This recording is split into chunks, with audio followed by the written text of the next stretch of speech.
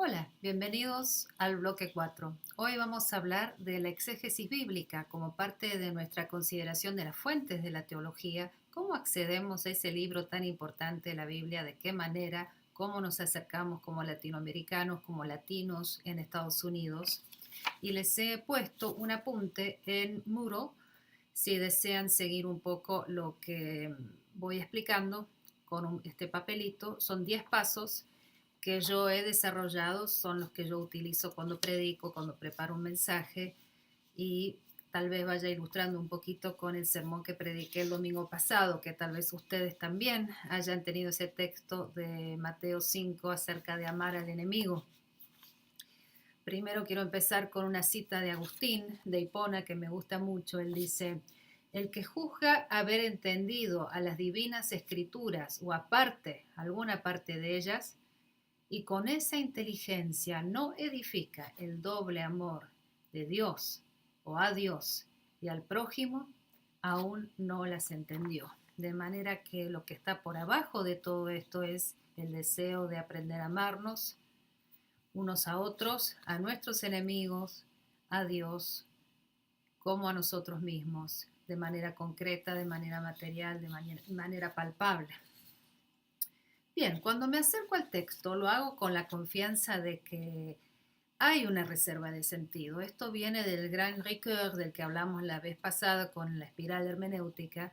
Hay una reserva de sentido como si fuera una cisterna que no está rota, sino llena de agua viva, más que una cisterna, un manantial de agua viva, que siempre va permitiendo que uno saque sentido. No es un lugar que ya uno no saca más sentido. Hay una confianza básica de que la Biblia tiene esa reserva de sentido de la que yo parto. Espero que ustedes también. Una de las diferencias culturales que suele haber entre nuestros pueblos, nuestros países, nuestra gente y la cultura mayoritaria aquí es que nuestra gente suele mirar a la Biblia con mayor confianza, católicos o protestantes, que la gente acá.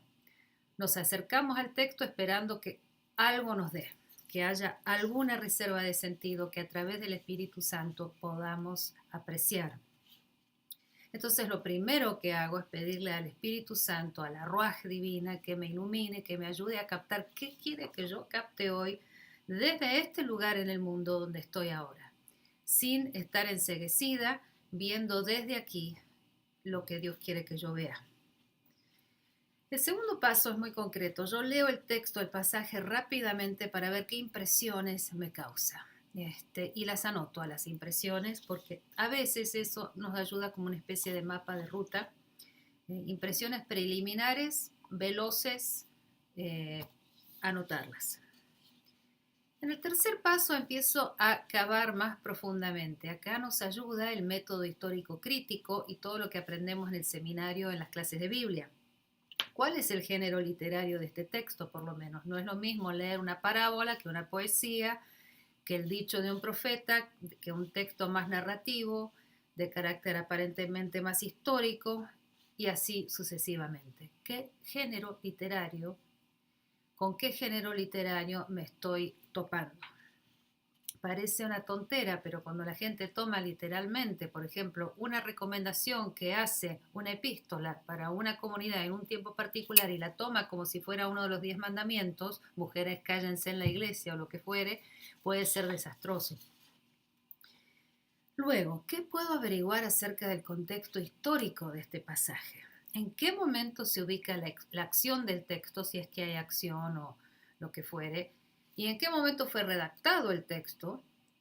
Y esa realidad en el momento que fue redactado el texto tal vez eche luz también sobre ese texto mismo. A veces hay dos cosas diferentes. Por ejemplo, se habla de lo que ocurrió en X momento, pero se redactó el texto, se escribió el texto mucho después. Lo más obvio es la vida de Jesús, tal como la muestran los evangelios. No era que había un reportero anotando lo que hacía Jesús, sino que unos cuantos años después, una generación después o dos, se fueron escribiendo lo que la comunidad recordaba acerca de Jesús y lo que la diversa gente había escrito acerca de eso. Bien, entonces, ¿en qué momento fue redactado el texto? ¿En qué momento ocurrió la acción? ¿Y cuáles son las características sociales, políticas, históricas, la realidad de género, de raza, de religión, etcétera, etcétera. ¿Qué está pasando en ese contexto social, económico, político, histórico, para que sea relevante este tipo de dicho? Por ejemplo, el Apocalipsis, texto a veces difícil de entender para algunos, lo leen de maneras absurdas, ridículas, graciosas casi a veces, si no fuera triste lo que a veces se hace con ese texto. Pero si entendemos que está escrito por una comunidad pobre, aplastada por el imperio, perseguida por el imperio, entonces el tipo de discurso tiene un sentido muy diferente a un discurso triunfalista de un emperador, de una persona que está en el poder. Entonces, ¿cuál es el contexto? El Sitz im Leben, decían los alemanes, el lugar en el mundo donde se asienta esa acción. En esto me sirven, sí, los comentarios. A veces sirven más los comentarios para ver el contexto que para hacer la interpretación misma que uno después la hace. Hay textos, pueden ver en Atla, que es un buscador de textos sobre teología, a través de las bibliotecas de nuestros seminarios. Nos conviene entonces recurrir a esos tipos de documentos para ayudarnos a buscar mucha información sobre el contexto histórico que nos ayuda a encuadrar la discusión. Una de las cosas que siempre vamos a encontrar es más acerca del judaísmo, el judaísmo de Jesús, de sus discípulos, el judaísmo del Antiguo Testamento. Es muy, muy hermoso e iluminador aprender esas cosas. El próximo paso, para mí el quinto paso, es entonces ver, bueno, ¿cuál es el esqueleto de este texto? ¿Cómo está armado? ¿Cómo está estructurado? Hay un quiasmo. Un quiasmo es una estructura así en X, de la letra ki en griego, donde se repiten como en un espejo las mismas ideas. A, B, X, que es el meollo del asunto, B', A'. Entonces, A y B son lo mismo o hablan del mismo tema, A y A, B y B hablan del mismo tema y el meollo es X. Muchos textos del Nuevo Testamento están estructurados de esa manera, así como muchos de nosotros pensamos en punto 1, punto 2, punto 3. Y nos gusta hablar de 3 puntos, a ellos les gustaba hablar de esta manera. Entonces hay que ver cuál es la estructura del texto. Hay un quiasmo, cómo está bosquejado o cómo podríamos bosquejar el texto, cuál sería la manera natural y normal de organizar el material. Les quería mostrar, por ejemplo, para mi sermón del domingo pasado, acá está el tipo de bosquejo que yo hacía. Me fijaba en el griego a ver cómo estaba armado y iba viendo las distintas partes. El análisis entonces del bosquejo. Yo quería hacer un bosquejo muy diferente del que terminé haciendo porque con el primero era una idea que tenía, era amarás a tus enemigos. Entonces tenía en inglés love your enemies. Tenía ganas de hacer algo como enemigos, tus enemigos o vuestros enemigos y amar a vuestros enemigos. Me parecía que era una buena forma de organizar el material. Pero terminé teniendo 4 puntos marcados por el mismo texto y no tanto por mis ideas. Entonces terminó siendo, ustedes han escuchado, punto 1, pero yo os digo, punto 2. No me acuerdo cuál era el punto 3, a ver, era algo de punto 3 era... sí, llegar a ser hijos de Dios, hijos e hijas de Dios, ser adoptados por Dios. Y el cuarto punto era ser perfectos. Y eso salió entonces de la misma estructura del texto. Bien, entonces decía que también trato de usar distintas traducciones del texto, mis idiomas originales, si es que los manejo, para tratar de indagar bien cuál es ese esqueleto. Luego me concentro en la intertextualidad, es decir, que me fijo, a ver, si es un texto del Nuevo Testamento, ¿cómo cita al Antiguo Testamento? O si es un texto del Antiguo Testamento, ¿cómo se lo retoma luego en el Nuevo Testamento para reinterpretarlo desde la historia de Jesús? Este domingo pasado, que fue el texto de amarás a tu enemigo, me tuve que ir, por supuesto, a Levítico 19 para ver cuál era el contexto de ese texto que estaba citando en Mateo Jesús.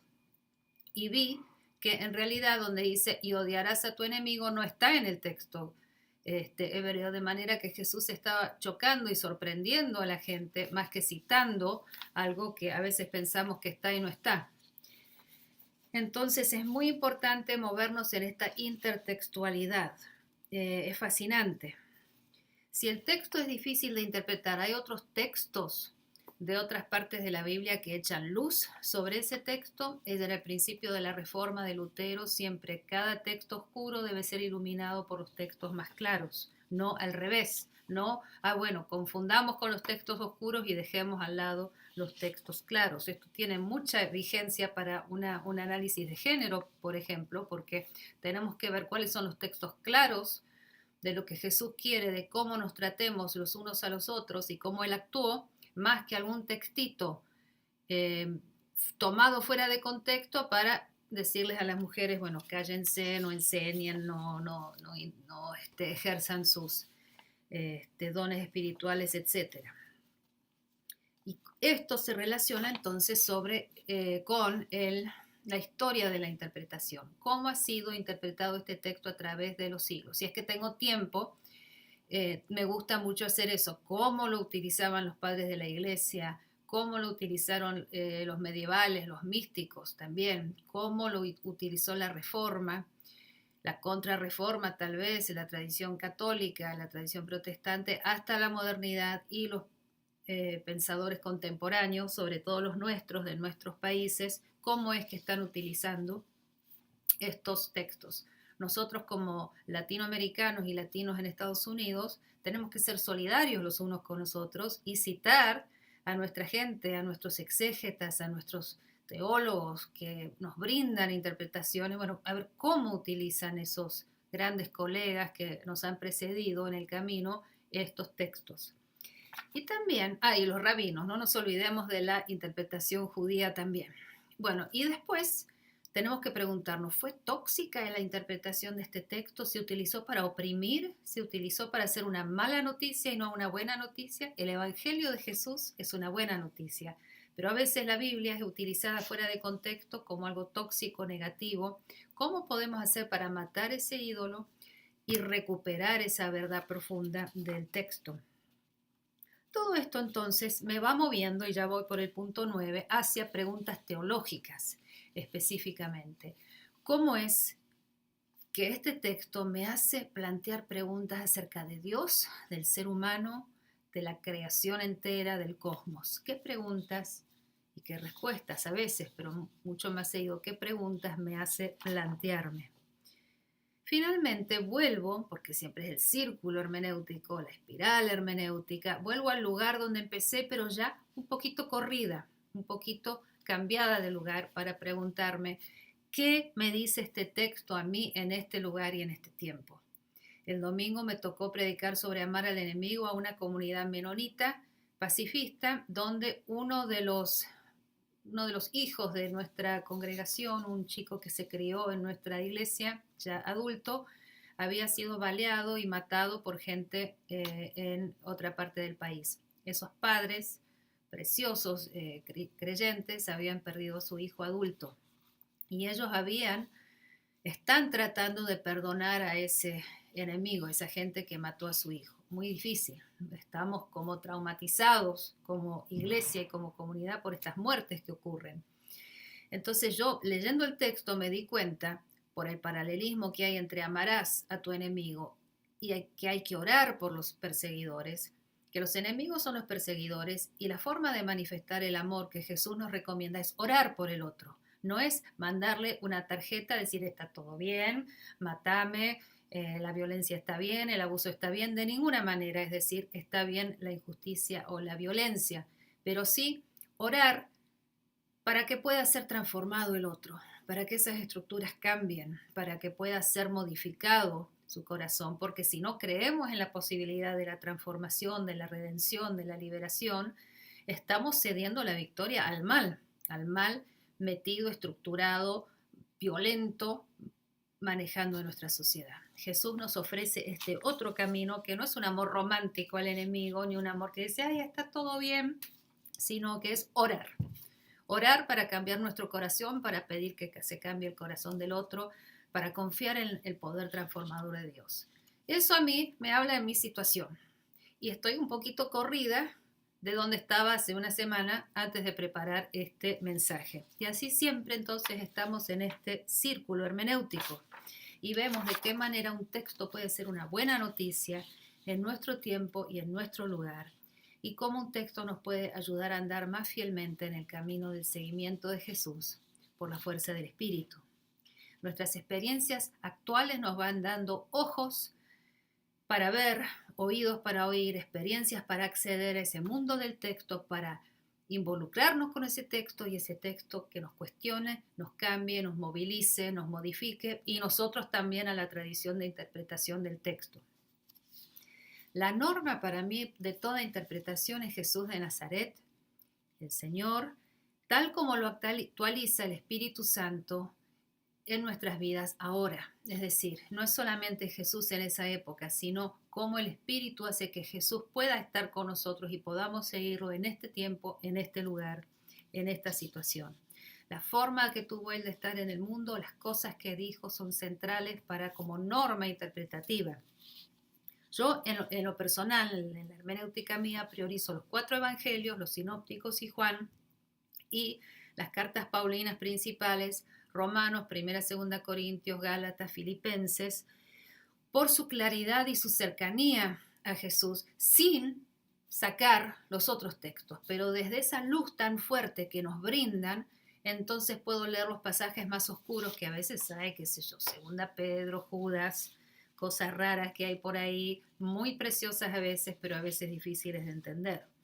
Entonces, no desechamos ninguna parte del canon, pero sí lo que ilumina más claramente es lo que está bien, bien cerca de Jesús.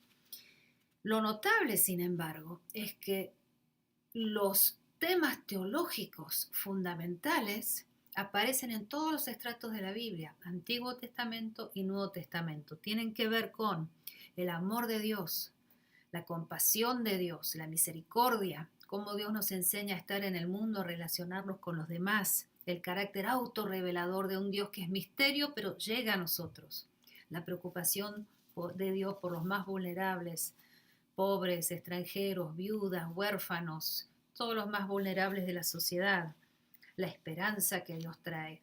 Todas estas temáticas teológicas están metidas en todos los estratos literarios de la Biblia, y no olvidemos que nunca hay que perder de vista que Jesús y sus seguidores eran judíos y sin el Antiguo Testamento no podemos entender quiénes eran. Bueno, hasta ahí he llegado con esta pequeña reflexión acerca de la exégesis bíblica y la relectura bíblica tal como la hago prácticamente cualquier domingo que predico o cualquier vez que preparo cualquier tipo de estudio bíblico. En otra pequeña videoconferencia voy a hablar de las preguntas específicas que tienen que ver con las lecturas de esta semana, pero voy a separarlo en 2 partes. Bueno, nos vemos en un rato. Chao.